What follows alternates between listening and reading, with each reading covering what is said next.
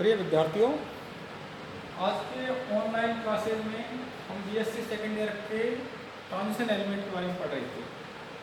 तो transition element की 4 series होती है, 3D, 4D and 5D and 6D। तो सबसे पहले हम फर्स्ट ट्रांजिशन सीरीज 3D के बारे में अध्ययन करते हैं। तो 3D सीरीज हमने बताया था कि 3D सीरीज स्कैंडियम से जिंक तक की होती है। इसमें scandium, titanium, vanadium, chromium, manganese, ferrous, cobalt, nickel, copper, zinc. तो हम specific properties of transition element और specific properties of transition elements की फर्स्ट प्रॉपर्टीज है outermost electronic configuration of elements, अर्थात तत्वों का बाह्यतम इलेक्ट्रॉन विन्यास।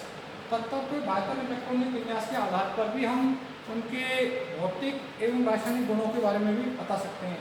जैसे क्षारीय तत्व होते हैं, आवर्त सारणी में क्षारीय एवं क्षारीय लघुधातु तत्व होते हैं। तो क्षारीय तत्व होते हैं, उनके आउटरमोस्ट इलेक्ट्रॉन में एक बाह्यतम कोश में एक इलेक्ट्रॉन होता है। इसी प्रकार क्षारीय लघुधातु के बाह्यतम कोश में 2 इलेक्ट्रॉन होते हैं।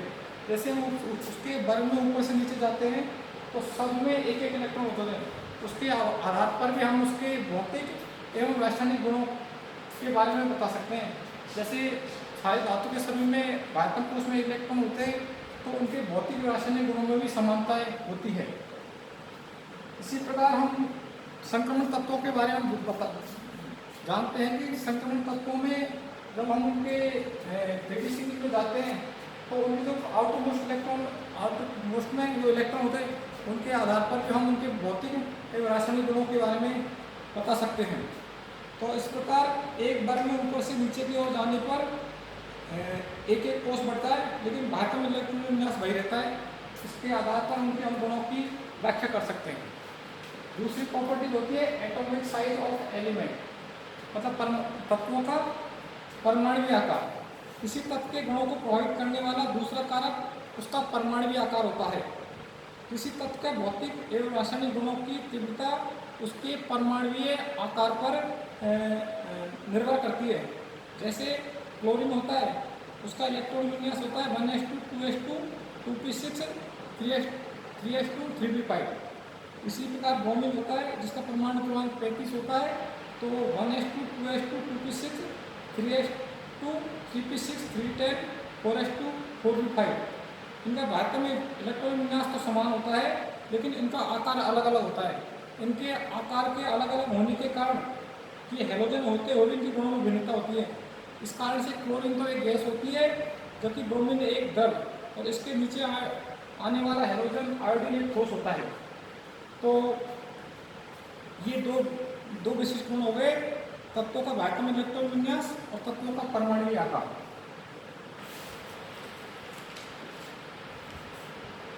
अब हम संक्रमण सहित तत्वों के कुछ गुण पढ़ेंगे। तो सबसे पहले प्रथम हम लिखते हैं properties element of first transition series. Property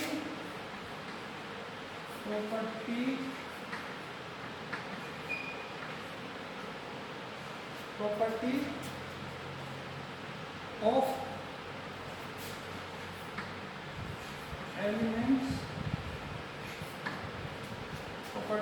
elements of first transition series.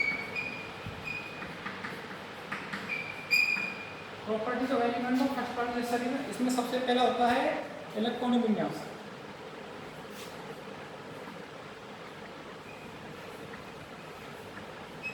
Electronic configuration.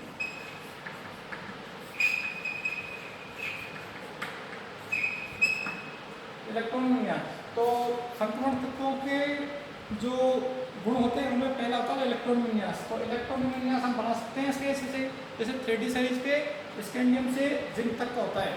Scandium, titanium, vanadium, chromium, manganese, ferrous, cobalt, nickel, copper, zinc. तो हम इनके इलेक्ट्रॉन विन्यास हमने पिछली कक्षा में भी जो ऑनलाइन क्लास होती है उसमें बताया था, तो उसका हम इलेक्ट्रॉन विन्यास बना सकते हैं।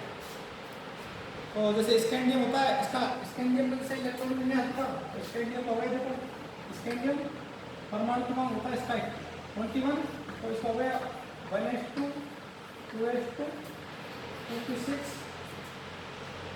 3s2 3p6 और 3d1 4s2। ये हो गया स्कैंडियम का इलेक्ट्रॉन विन्यास। इसी प्रकार हम जैसे टाइटेनियम को बनाते हैं तो इसका इलेक्ट्रॉन लिख सकते हैं टाइटेनियम, इसका परमाणु क्रमांक होता है 22। तो हम यहाँ तक तो इसको हम लिख सकते हैं ऑर्गन के रूप में, जैसे AR क्या होता है नॉट गैस होती है, तो इसका हो गया 3d2 4s2। इसी प्रकार टाइटेनियम वेनेडियम हो गया, वेनेडियम का परमाणु क्रमांक होता है 23, इसका इलेक्ट्रॉन विन्यास लिख देंगे 3d3 AR 3d3 4s2। इसी प्रकार हम जैसे क्रोमियम का इलेक्ट्रॉन विन्यास बनाएंगे, क्रोमियम का परमाणु क्रमांक होता है 24, तो ये हो गया AR, ये हो गया 3d5 4s2। देखो इसमें क्या होता है, क्रोमियम होता है इसका परमाणु क्रमांक 24 होता है, जबकि इस क्रम में आना चाहिए जैसे 3d4 4s2 3d4 या 3d4 4s1 3d4, लेकिन इसमें ये नहीं होता 3d5 4s1 होता है। क्यों? एक तो 3d और 4s सीरीज में जो होती है इनके कक्षों में ऊर्जा का अंतर बहुत कम होता है। ऊर्जा का अंतर बहुत कम होने पर इनकी ऊर्जा आसानी से आदान प्रदान हो सकती है। एक होता है कि दोनों अर्धपूरित कक्ष होते हैं, जैसे कोई होता है रिक्त अर्धपूरित या पूर्णपूरित, इन कक्षों का स्थायित्व अधिक होता है। तो कोई भी एलिमेंट्स होता है वो अपने स्थायित्व की ओर जाने का प्रयास करता है, तो इसका स्थायित्व अधिक होने का ये विन्यास ग्रहण कर देता है। और chromium 3d5 4s1। Chromium manganese हो गया, इसका परमाणु क्रमांक होता है 25, तो इसका होगा AR 3d5 4s2। मैंगनीज हो गया, मैंगनीज के बाद फेरस हो गया, फेरस का होता है 26 परमाणु क्रमांक, तो इसका इलेक्ट्रॉन विन्यास हो गया AR 3d6 4s2।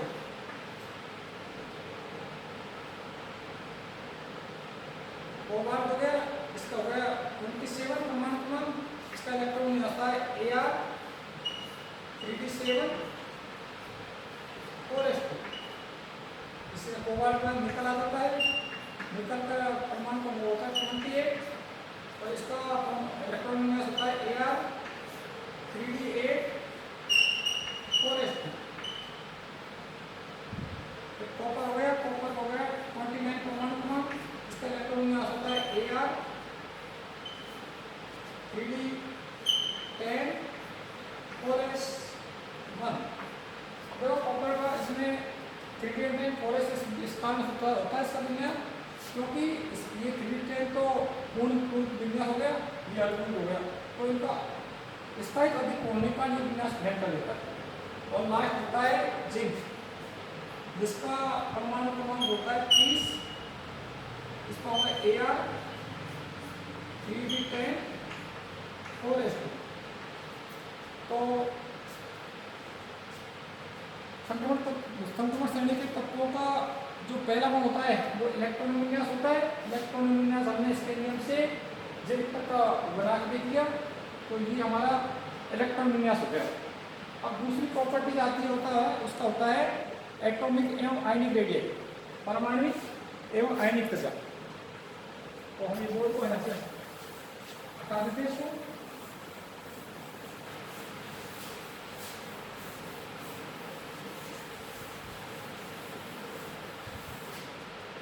दूसरा गुण होता है परमाणुवीय तथा आयनिक ऊर्जा। परमाणुवीय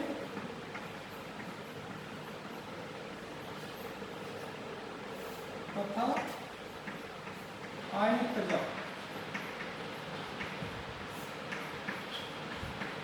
अब हमारे पास होता है परमाणु ऊर्जा क्या होती है। परमाणु ऊर्जा होती है किसी परमाणु के बाह्यतम इलेक्ट्रॉन और नाभिक के मध्य की दूरी, वो परमाणु ऊर्जा होती है। किसी परमाणु के नाभिक एवं बाह्यतम इलेक्ट्रॉन के मध्य की दूरी को परमाणु ऊर्जा कहते हैं।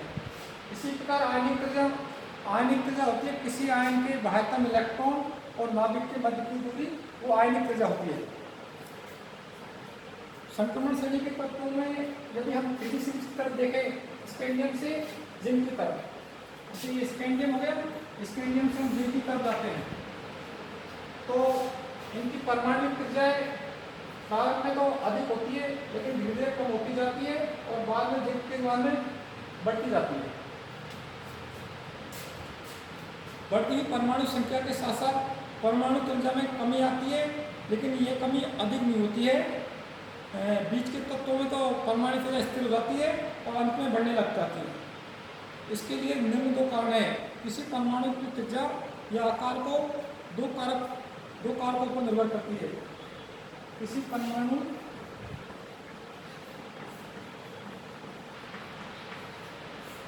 या आयन की त्रिज्या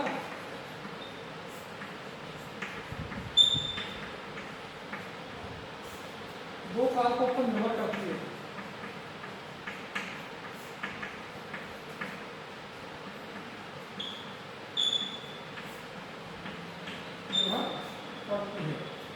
नंबर 1 होता है प्रभावी नाभिकीय आवेश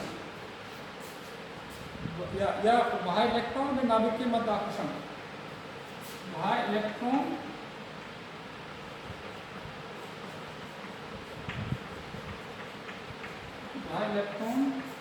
एवं नाभिकीय मध्य आकर्षण, इसको हम प्रभावी नाभिकीय आवेश बोलते हैं। संयुक्त या बाह्यतम परिधि वाले इलेक्ट्रॉन कितने तीव्र आकर्षण बल द्वारा नाभिक से बंधे हुए रहते हैं, इससे परमाणु के आकार का निर्धारण किया जा सकता है। यदि कोई नाभिक किसी परमाणु के इलेक्ट्रॉन को अधिक तीव्रता से जकड़े हुए रहता है तो उसका प्रभावी नाभिकीय आवेश अधिक होता है, जिसके कारण परमाणु सिकुड़कर संकुचित हो जाता है, जिससे उसका आकार अपने मूल आकार से कम हो जाता है।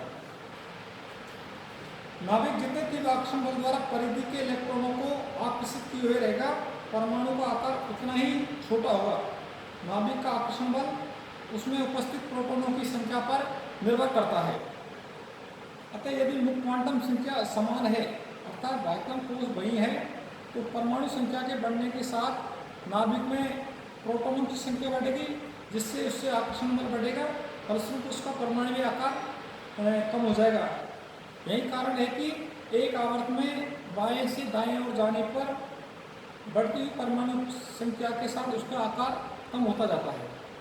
जैसे हम एक आवर्त होता है, आवर्त में जैसे बाएं से दाएं जाते हैं तो उसका कोश तो सेम रहता है, लेकिन उसमें कोशों में उसका प्रोटॉनों की संख्या बढ़ती जा रही है। तो प्रोटॉनों की संख्या बढ़ रही है तो इसका मतलब क्या हुआ कि उसका आवेश बढ़ रहा है, प्रभावी नाभिकीय आवेश। तो प्रभावी नाभिकीय आवेश बढ़ने के कारण उसका जो आकार होता है वो कम हो जाता है, तो उसका नाभिक बाह्यतम इलेक्ट्रॉनों को अधिक मजबूती से आकर्षित करते रहता है, इस कारण से आकार बढ़ जाता है। दूसरा कारण इसका है जिसको हम बोलते हैं परिलक्षण प्रभाव या शील्डिंग इफेक्ट।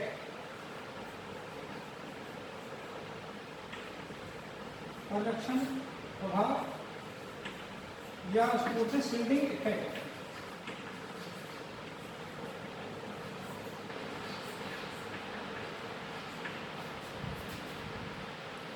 तो उसको हम शील्डिंग परिलक्षण प्रभाव को एक डायग्राम के द्वारा हम समझ सकते हैं।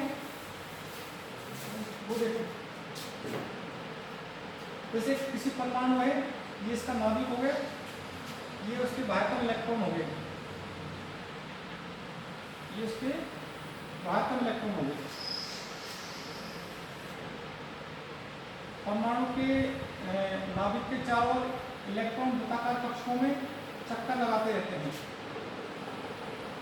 लेकिन संक्रमण तत्वों में जो अपने आने वाला इलेक्ट्रॉन होता है वो n के कक्षों में ले जाकर n-1 d कक्षों में चले जाता है। n-1 d कक्षों में जाने के कारण ये n-1 d इलेक्ट्रॉन बाह्यतम इलेक्ट्रॉनों को प्रतिकर्षित करते हैं, क्योंकि n-1 d के इलेक्ट्रॉन ऋणावेशित होते हैं और बाह्यतम इलेक्ट्रॉन भी ऋणावेशित होते हैं, और ऋणावेशित होने के कारण एक दूसरे को प्रतिकर्षित करते हैं। इसके प्रतिकर्षण के कारण ये इलेक्ट्रॉन, तो देखो ये इसका ये तो उसका नाभिक हो गया।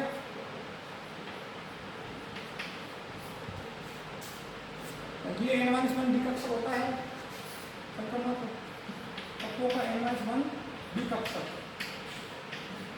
N-1 विकक्षक। और बाह्यतम होता है वो होता है अपना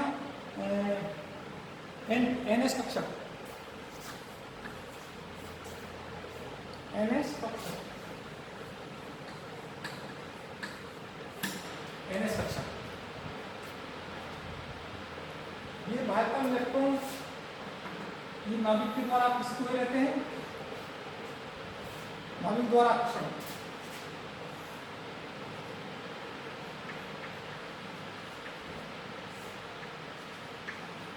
नाभिक द्वारा आकर्षण।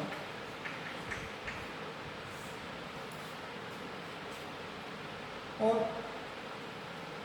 ये बाह्यतम इलेक्ट्रॉन ये N-1d इलेक्ट्रॉनों के द्वारा विकर्षित हुए रहते हैं, मतलब प्रतिकर्षित करते हैं। और भीतरी इलेक्ट्रॉनों द्वारा परिरक्षण।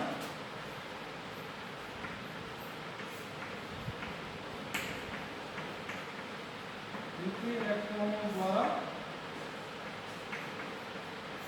परिरक्षण।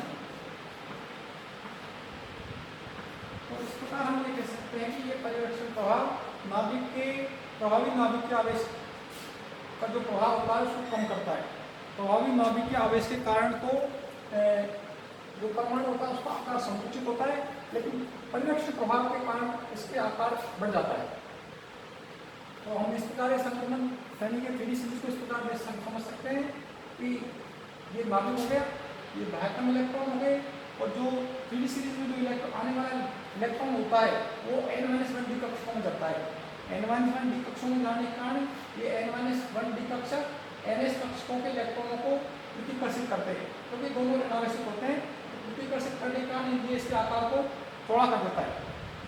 तो यही कारण होता है कि संक्रमण श्रेणी के प्रारंभिक तत्वों जो इसकी जो परमाणु त्रिज्या होती है, संक्रमण श्रेणी परमाणु कक्षों में इलेक्ट्रॉन संख्या कम होने के कारण परीक्षण प्रभावी नहीं होता है, और परमाणु क्रमांक बढ़ने के साथ नाभिक की आकर्षण बढ़ता जाता है। परमाणु त्रिज्या में कमी आती जाती है। संक्रमण श्रेणी के अंतिम तत्वों में डी इलेक्ट्रॉनों की संख्या अधिक होने से प्रभावी नाभिक की आकर्षण की तुलना में परिरक्षण प्रभावी हो जाता है। परमाणु त्रिज्या में वृद्धि होती जाती है, जबकि बीच के तत्वों में परिरक्षण प्रभाव और प्रभावी नाभिक की आवेश एक दूसरे को संतुलित कर देते हैं, जिसके कारण इनकी परमाणु त्रिज्या स्थिर रहती है।